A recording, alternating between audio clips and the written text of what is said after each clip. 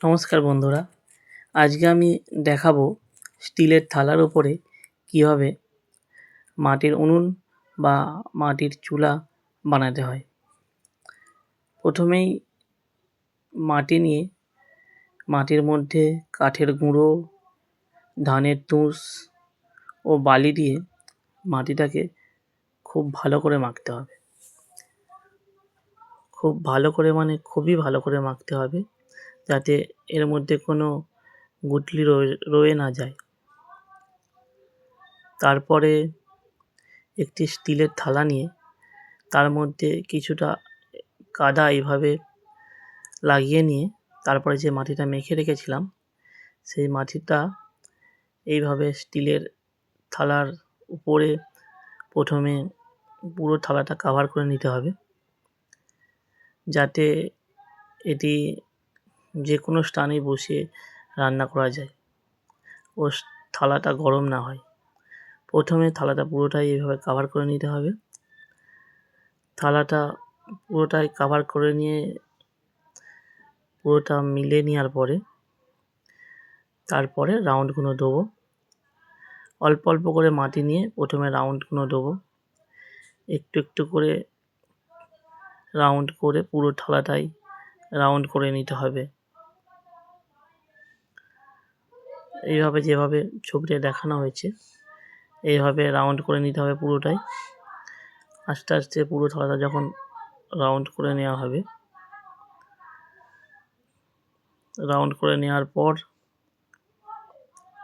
আবারও উপরে উপরে মাটি দিয়ে ঠিক এইভাবে রাউন্ড করে নিতে হবে। বেশ 2-3টে লেয়ার দেওয়ার পরে অনেকটা উঁচু হয়ে যাবে।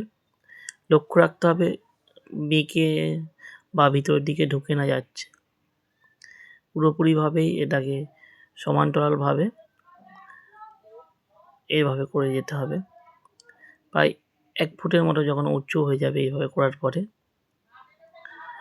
1 ফুটের মতো উঁচু হয়ে যাওয়ার পরে আমরা এর মুখ ও উনুনের যেটা উপরের দিকের সুন্দর একটা ঝিক বলা হয় সেটা দেবো। সেই জন্য একটু আগে থেকে প্রস্তুতি নিতে হবে, কারণ মুখের দিকটা একটু নিচে রাখতে হবে ও যে দিকটা ঝিক দেবো সেই দিকটা 3টে ধাপ দেবো। 3টে ধাপের মতো করেই করতে হবে। আমরা এর মুখটা বানানোর জন্য একটা মাটির ভাঁড়ের মুখ ব্যবহার করেছিলাম।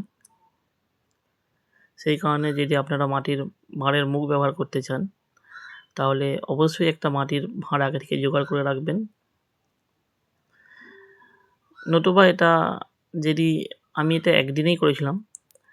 আপনারা যদি একটু শুকনো করে করেন তাহলে মাটির ভাঁড়ের মুখটা দেওয়ার দরকার নেই। সেক্ষেত্রে আপনারা এমনিই মুখটা করে নিতে পারবেন। মাটিটা প্রথমে একটু হালকা শুকনো হতে দিলে শক্ত হয়ে যাবে, তারপরে এমনিই মুখটা করা যাবে, এইভাবে করা যাবে। কিন্তু যেহেতু আমি একদিনেই করেছিলাম, ডাইরেক্ট মুখটা করা যাচ্ছিল না, মাটিটা নিচের দিকে নেমে যাচ্ছিল, সেই কারণেই মাটির ভাঁড়ের মুখটা দিতে হয়েছিল। প্রথমে মাটির ভাঁড়টাকে একটু দাগ দিয়ে দিয়েছিলাম, তারপরে সেটিকে সমান করে কেটে এরকম মুখে বানিয়ে নিয়েছিলাম। আমার ঠাকুমা এখন এই মুখটা লাগিয়ে দিচ্ছে আর উনুনের ঝিকগুলো করে দিচ্ছে। আমার ঠাকুমা খুব ভালো উনুন বানায়, সেই কারণে ঠাকুমা বললো যে একটু হাত লাগিয়ে দিচ্ছে। খুব সুন্দর করে দেখুন বন্ধুরা কেমন ঠাকুমা উনুনের ঝিকগুলো অলরেডি করতে আরম্ভ করে দিয়েছে। অবশেষে উনুনটা এরকম দাঁড়িয়েছে।